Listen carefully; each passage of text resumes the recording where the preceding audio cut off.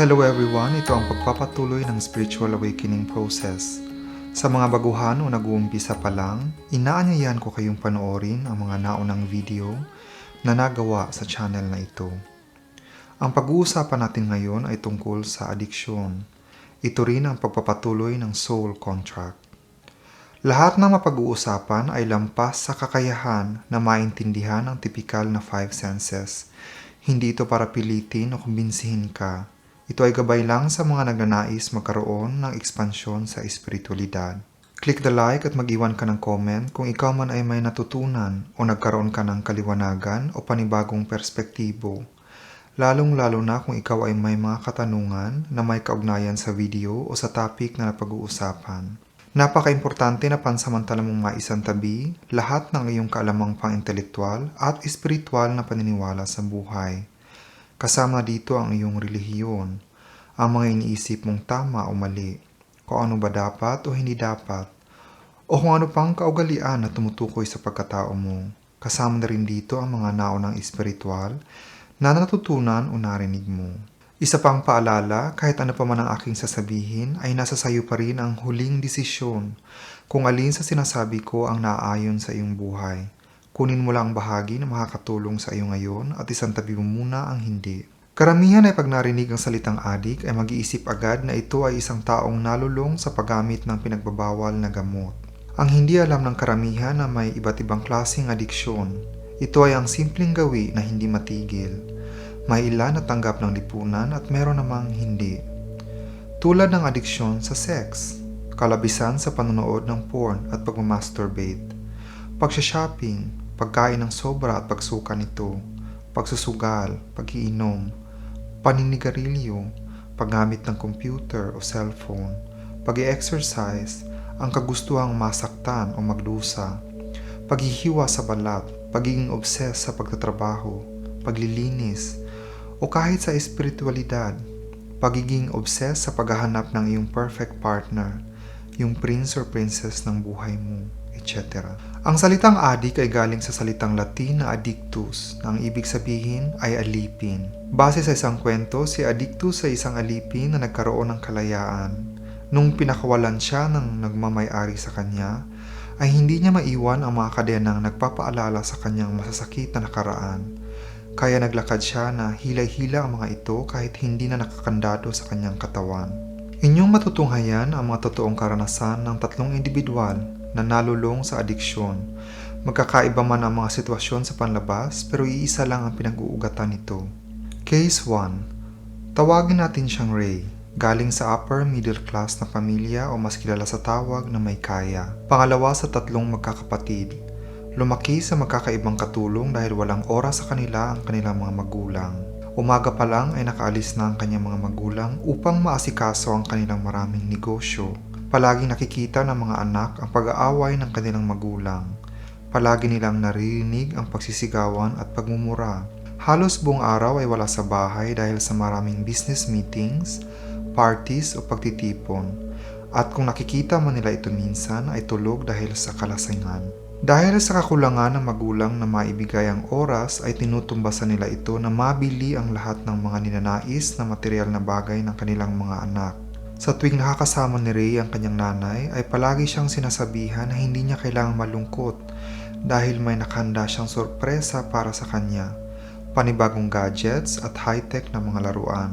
Dumating ang panahon na naghiwalay ang nanay at tatay ni Ray. Nakapagtapos siya sa kolehiyo. Tumira siya sa bahay ng kanyang nanay saglit.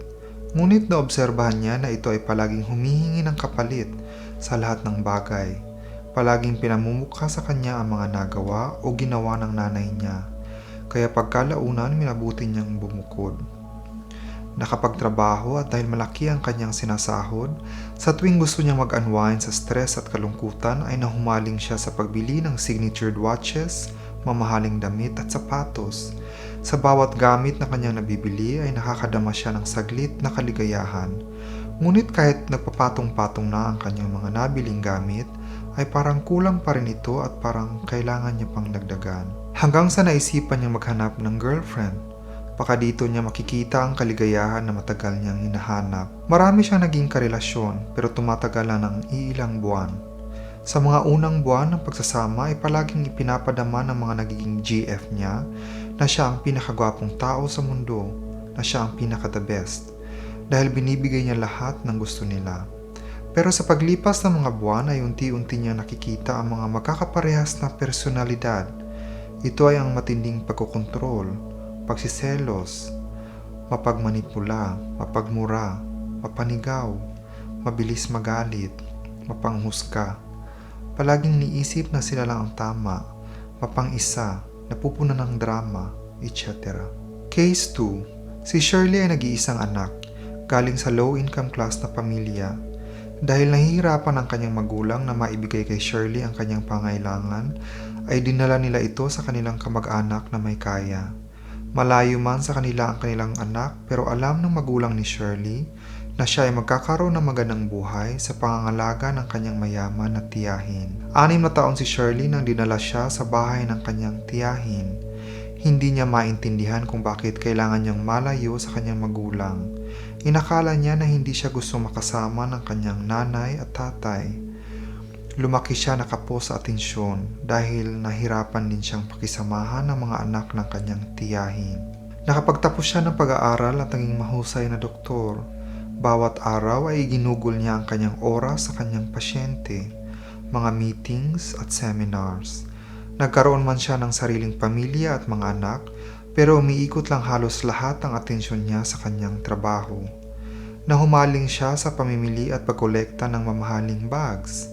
Minsan kahit kinakapos na siya sa oras ng kanyang asawa at mga anak, ay magdadahilan siya na may pupuntahang seminar o meeting, ngunit ang totoo ay bibili lang siya ng mamahaling bag. Palagi niyang sinasabi na deserve niyang sumaya dahil sa napaka-stressful na trabaho niya. Case 3. Si Boris ang panganay sa magkakapatid. Lumaki sa mahirap na pamilya. Sa murang edad, between 2 to 5 years old, ay ipinanood sa kanya ng kanyang tatay ang porn ng paulit-ulit. Hindi ito maalala ni Boris dahil wala pa siyang kamuwang-muwang sa mundo. Sa kanyang kabataan, hindi niya maintindihan kung bakit siya laging pinapagalitan at pinapalo kung nakikita siyang nakapatong sa ibang bata.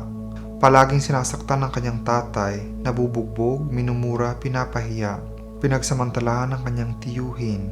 Wala siyang mapagsabihan sa takot at pagkahiya. Iniwan siya sa bukid ng kanyang lola upang makapagtrabaho ang kanyang magulang. Walang araw na hindi nasaktan o napapalo o pinapahiya ng kanyang lola. Lumaki si Boris na takot at napupuno ng galit kung bakit nangyayari sa kanya ang mga bagay na ito.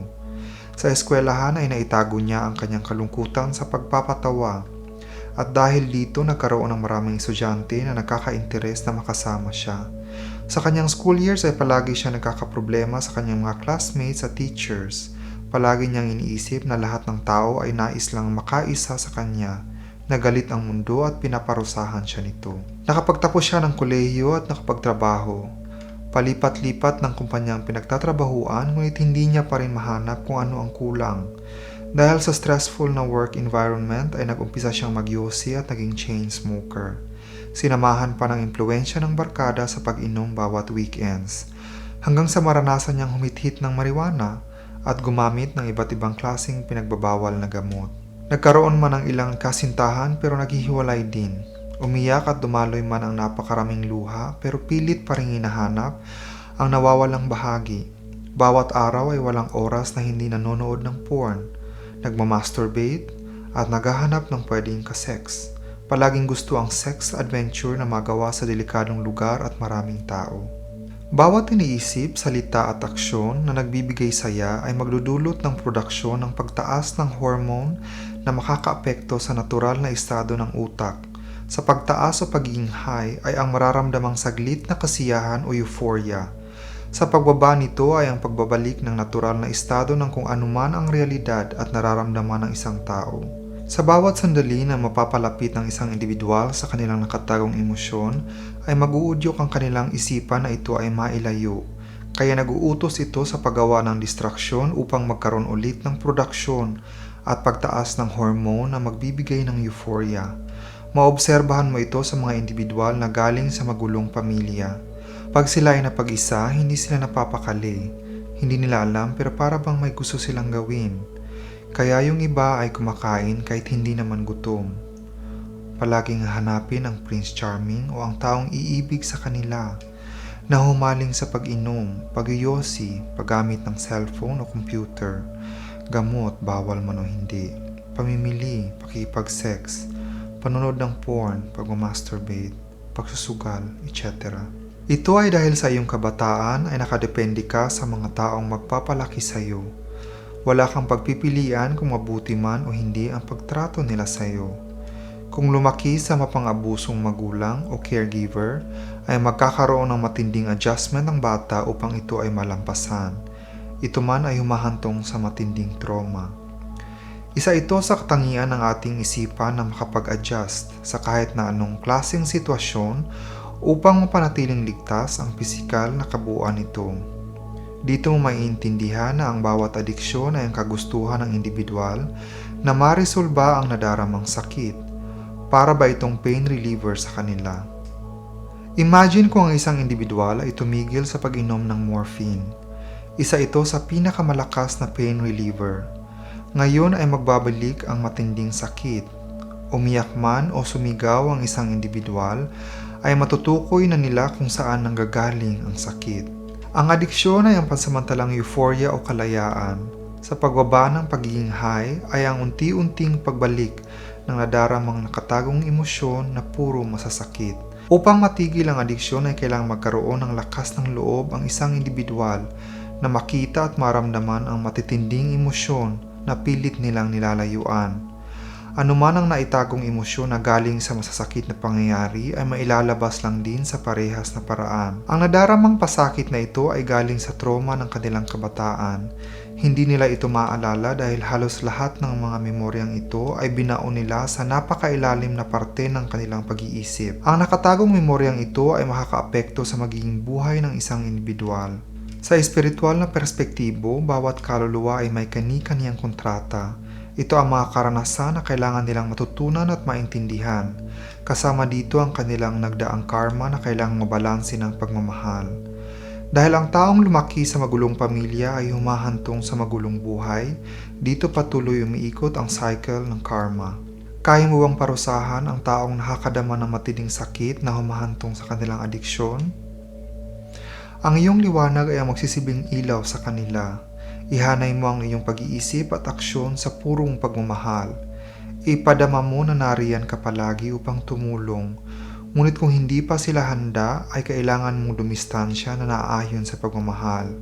Bawat isa ay responsable sa kanilang gagawing aksyon. Maiintindihan mo na lahat ng kanilang napagdadaanan ay dahil sa naipasang takot ng kanilang mga magulang o taong mga nagpalaki sa kanila.